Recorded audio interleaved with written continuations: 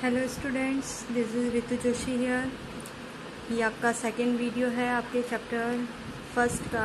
पिछले चैप्टर में हमने पढ़ा था कि कैसे कैसे किस किस ने डिफ़ाइन दी थी इकोनॉमिक्स को, किस किस तरीके से इकोनॉमिक्स को डिफ़ाइन किया था। अलग अलग इकोनॉमिस्ट ने इकोनॉमिक्स को अलग अलग तरीके से डिफ़ाइन किया था। तो अब नेक्स्ट चैप्टर जो है हमारा नेक्स्ट टॉपिक जो है हमारा वो है पार्ट ऑफ इकोनॉमिक्स। ठीक है, तो आपकी जो बुक है वो भी इन्हीं पार्ट्स के ऊपर टिकी हुई है पूरी। ठीक है, मैं आपको फर्स्ट वीडियो में बता चुकी हूँ आपको economics. There are two types of economics. Economics को हमने कितने भागों में बांटा गया है? दो भागों में बांटा गया है। First micro economics and second macro economics. जो फर्स्ट है हमारा माइक्रो इकोनॉमिक्स।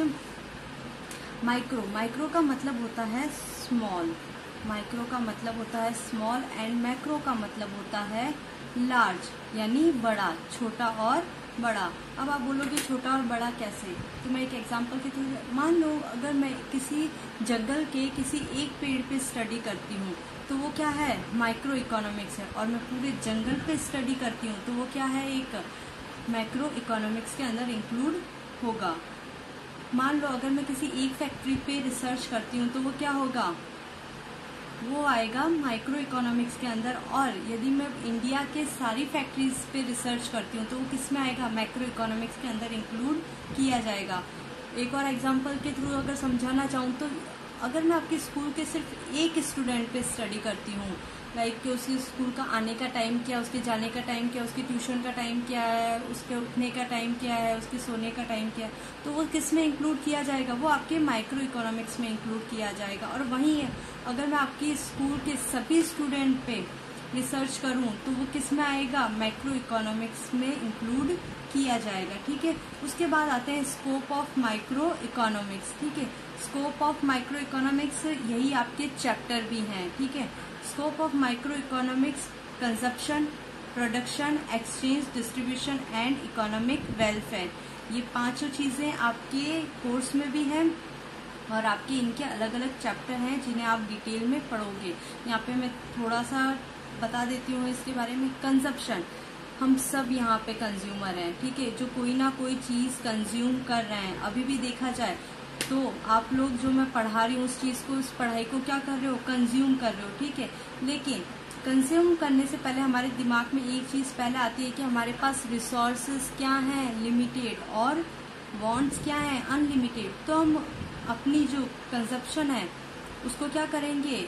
स्कैर रिसोर्स से ही अपनी वांट्स को मैक्सिमम सेटिस्फाइड करेंगे। ठीक है, उसके बाद आता है प्रोडक्शन। प्रोडक्शन ऑब्वियस चीज है, किसी भी प्रोड्यूसर का मेन एम क्या होगा?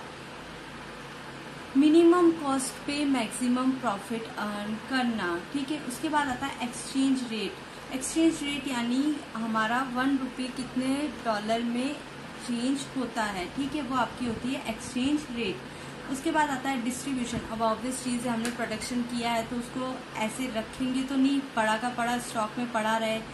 हमें उसको क्या करना होगा? डिस्ट्रीब्यूट करना होगा। और डिस्ट्रीब्यूट किस एम से करना होगा? उस एम से करना होगा हमें कि जिससे क्या हो? लोगों का वेलफेयर हो। ये किसने कहा है? और आपको पता होगा वेलफेयर रिलेटेड डिफाइन भी दी है प्रोफेसर मार्शल ने। उसके बाद हम बात करते हैं मैक्रो इकोनॉमिक्स के स्कोप की, जो कि national income and employment, general price level, economic growth, macro theory of distribution. ये सारे बड़े लेवल पे होंगे। अब यहाँ पे हम पर्टिकुलर पर्सन की इनकम की बात नहीं कर रहे हैं। अगर आपने नोटिस किया, यहाँ पे हम किसकी बात कर रहे हैं? नेशनल इनकम की। ठीक है, पूरे देश की इनकम की। जनरल प्राइस लेवल जो कि सभी लोगों पे लागू होगा, वो प्राइस लेवल जो सभी थिंग्स पे, मान लो अगर कोई चीज है, कोई भी पोटैटो चिप्स है या कुछ भी, इंडिया में उसका प्राइस हर एक जगह पे क्या होगा? सेम होगा। अगर उसके ऊपर 5 रुपए लिखा हुआ है तो वो कितने रुपए में मिलेगा? 5 रुपए में ऑल ओवर इंडिया में हमें परचेज करना पड़ेगा। तो वो क्या हो गया हमारा? General price level. Economic growth, हमें ऐसी ऐसी पॉलिसीज क्रिएट करनी होगी जिससे क्या हो? इकोनॉमिक ग्रोथ हो, इकोनॉमिक डेवलप करे।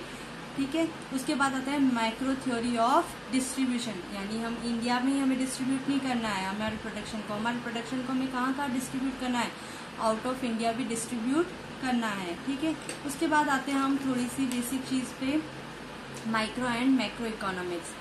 इन 1933 Ragnar fish for the first time use the term micro economics and macro economics, ठीक है। अब आप बोलोगे 1933 में अगर रैगनर फिश ने माइक्रो एंड मैक्रो टर्म को यूज किया, तो मैं बता दूं 1933 से अर्लियर, इससे पहले जो था हमें सिर्फ इतना पता था कि सिर्फ एक इकोनॉमिक्स होता है, लेकिन इसका डिवाइडेशन किसने किया था, रैगनर फिश ने, कि नहीं इकोनॉमिक्स को 2 पार्ट्स में होता है, जो कि होता है micro economics and macro economics. Micro economics means small and macro means large. Micro and macro are word of English language. ये कौन से वर्ड हैं, इंग्लिश लैंग्वेज के वर्ड हैं, जो कि कहाँ से लिए गए हैं, ग्रीक वर्ड्स, ग्रीक लैंग्वेज से लिए गए। कहाँ से लिए गए हैं, ग्रीक लैंग्वेज। ग्रीक लैंग्वेज में इन्हें क्या कहा जाता है, माइक्रोज एंड मैक्रोज, ठीक है। माइक्रो का मतलब होता है स्मॉल और मैक्रो का मतलब होता है लार्ज। उसी तरह जिस तरह से हमने इकोनॉमिक को भी ग्रीक वर्ड से लिया था, ग्रीक में उसे क्या कहा जाता है, ओइकोनोमिया। क्या कहा जाता है, ओइकोनोमिया, जिसका मतलब क्या होता है, हाउस होल्ड थिंग्स, ठीक है। अब हम आगे चलते हैं, हम बात करेंगे, अब डिटेल में पढ़ेंगे हम माइक्रो इकोनॉमिक्स को, ठीक है। तो meaning and scope of micro economics. Meaning of micro economics, micro economics studies the economic issues और problems of an individual unit. किसकी प्रॉब्लम्स के ऊपर स्टडी करता है वो, इंडिविजुअल यूनिट के ऊपर, like an individual consumer, individual producer etcetera. Micro economics is also called price theory. क्या बोला जाता है इसे, प्राइस थियरी। अब आप बोलोगे इसे प्राइस थियरी क्यों कहा जाता है, तो माइक्रो इकोनॉमिक्स के अंदर माना जाता है कि जितनी भी प्रॉब्लम्स क्रिएट हो रही है इकोनॉमिक्स के अंदर, इकोनॉमी के अंदर, वो सारी किसके कारण हो रही है, प्राइस के कारण हो रही है।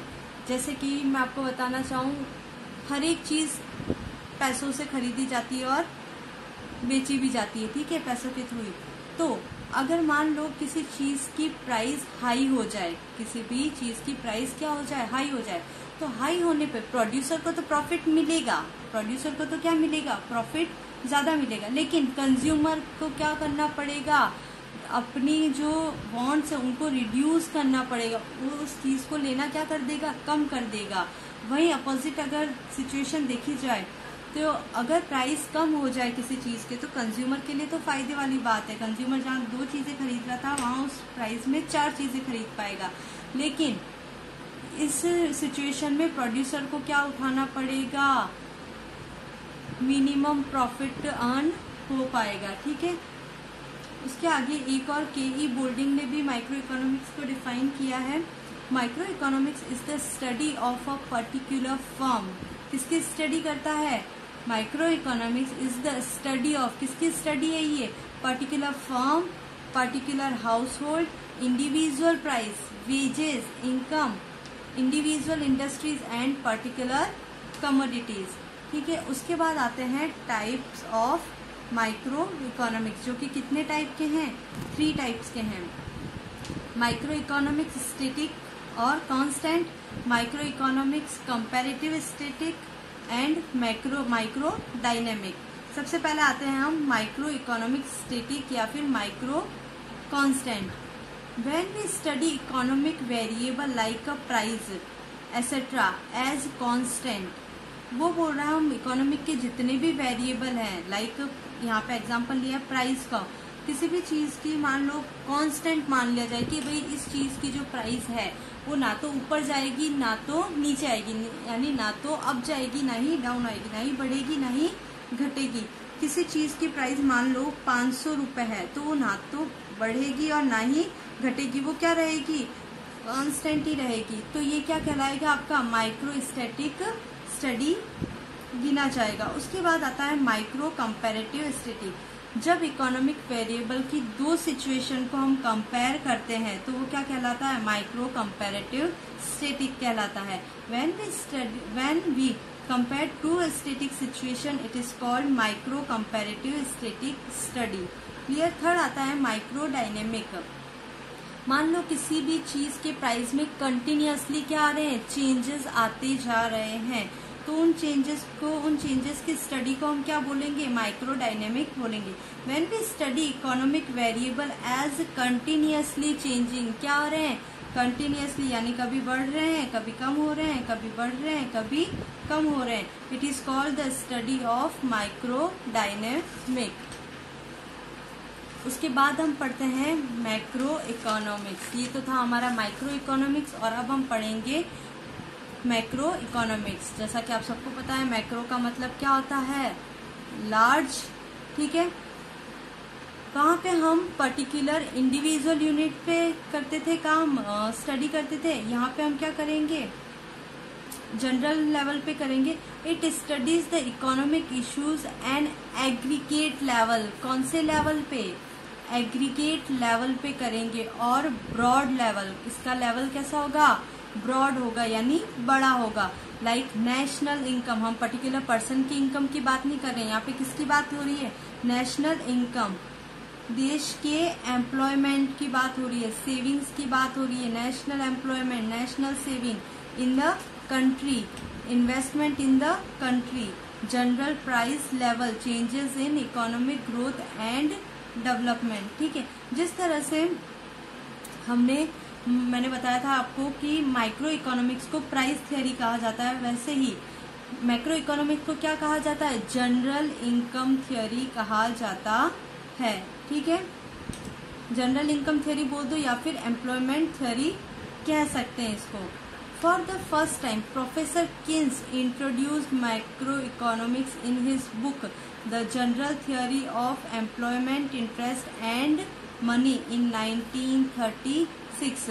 सबसे पहले जो इकोनॉमिक्स को इंट्रोड्यूस किया था, मैक्रो इकोनॉमिक्स को, जो रैगनर फिश थे उसने तो सिर्फ वर्ड बताए थे हमें। जो इंट्रोडक्शन है पूरा इसका डिटेल वो हमें किसने दिया था, प्रोफेसर किन्स ने दिया था। कब दिया था, 1936 में। जबकि 3 साल पहले यानी 1933 में रैगनर फिश ने सिर्फ इतना बताया था कि भाई micro and macro word use में लिया था, उसके अंदर क्या होता है, कैसे होता है, वो उसने डिटेल में नहीं बताया था। डिटेल में किसने दिया था हमें, प्रोफेसर किन्स ने।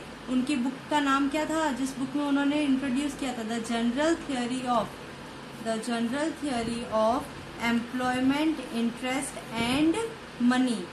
आफ्टर दिस प्रिंसिपल्स, उसके principle of economics started developing more scientifically.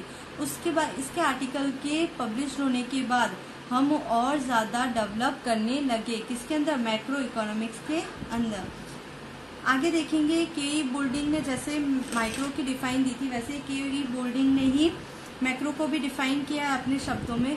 Macro deals not with individual quantities, वो सिर्फ इंडिविजुअल क्वांटिटीज पे नहीं रिसर्च करता है as such, but with aggregate of this quantities, not individual price but with price level, not with individual output, with national output. ठीक है। जैसे कि हमने पढ़ा था माइक्रो इकोनॉमिक्स भी 3 टाइप की होती है, वैसे ही मैक्रो भी सेम 3 टाइप की होगी, macro static, comparative macro static और मैक्रो डायनेमिक। सेम सिचुएशन होगी, कुछ भी चेंज नहीं होगा। When we study economic variable in a static state, it is called macrostatic.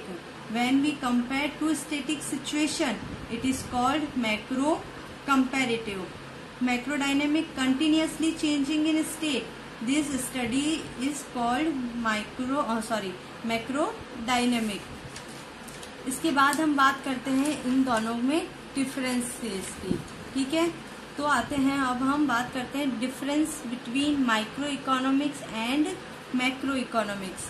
ठीक है। यहाँ पे मैंने बेसिक्स किए हैं कि किन किन बेस पे हम इनको डिफरेंशिएट करेंगे। सबसे पहला है मीनिंग।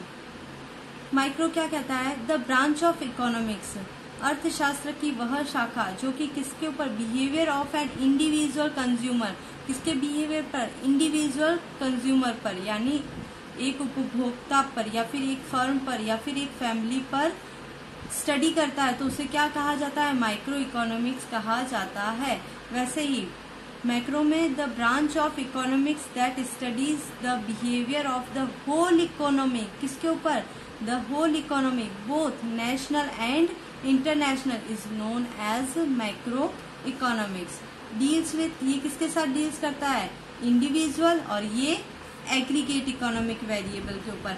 एनालिसिस देखा जाए तो ऑब्वियस चीज है, इसमें सिंगल यूनिट होती है, इसमें इंडिविजुअल यूनिट होती है, तो इसका जो एनालिसिस होगा वो सिंपल होगा क्योंकि ये पूरे होल इकोनॉमी को स्टडी करता है। तो ऑब्वियस चीज है, इसका जो एनालिसिस होगा वो कैसा होगा, कॉम्प्लेक्स होगा। ये किसके ऊपर फोकस करता है, ऑब्वियस चीज मैंने आपको बताया था, इसकी जितनी भी प्रॉब्लम्स है वो किसके ऊपर डिपेंड करती है, प्राइस पे। तो ये किसके ऊपर एनालाइज करेगा, प्राइस एनालिसिस पे फोकस करेगा और ये इनकम एनालिसिस पे फोकस करेगा। आगे चलते हैं, ये पार्शियल इक्विलिब्रियम पे बिलीव करता है, एनालिसिस करता है और ये जनरल इक्विलिब्रियम एनालिसिस करता है। स्टैटिक और डायनेमिक, ये कैसा होता है, micro economics. Static economic dynamic analysis होता है क्योंकि इसका ऑब्वियस चीज है माइक्रो है तो इसका टाइम पीरियड भी कम होता है तो ये स्टैटिक रह सकता है। लेकिन मैक्रो में क्या होता है, टाइम पीरियड बहुत ज्यादा लॉन्ग होता है तो उसमें सारी चीजें क्या होती है, चेंजेबल होती है क्योंकि इस टाइम जैसे जैसे बढ़ता है तो सिचुएशन में भी चेंज आता है, इसलिए इकोनॉमिक एनालिसिस कैसा होता है, इसके अंदर डायनेमिक होता है। इसका स्कोप है, नैरो स्कोप होता है क्योंकि ये एक सीमित एरिया को ही कवर कर पाता है, लेकिन इसका कैसा होता है, वाइड स्कोप होता है क्योंकि ये कंट्री के ऊपर डिपेंड करता है। It is called price theory और वैल्यू थ्योरी, इसे किस नाम से जाना जाता है, प्राइस थियोरी या फिर वैल्यू थियोरी से जाना जाता है। और इसको इनकम थियोरी बोल दो, थियोरी ऑफ एम्प्लॉयमेंट बोल दो या फिर कीन्सियंस थियोरी कह सकते हैं। इसके नेक्स्ट वीडियो में हम जानेंगे कि इकोनॉमिक्स एंड इकोनॉमी में डिफरेंस क्या होता है। ठीक है, ये चीज थोड़ी सी आपके लिए नहीं होगी, ये अभी तक जो पढ़ाया है वो सब आपके कोर्स में ऑलरेडी आ चुका है, ये चीजें आप लोग पढ़ चुके हो।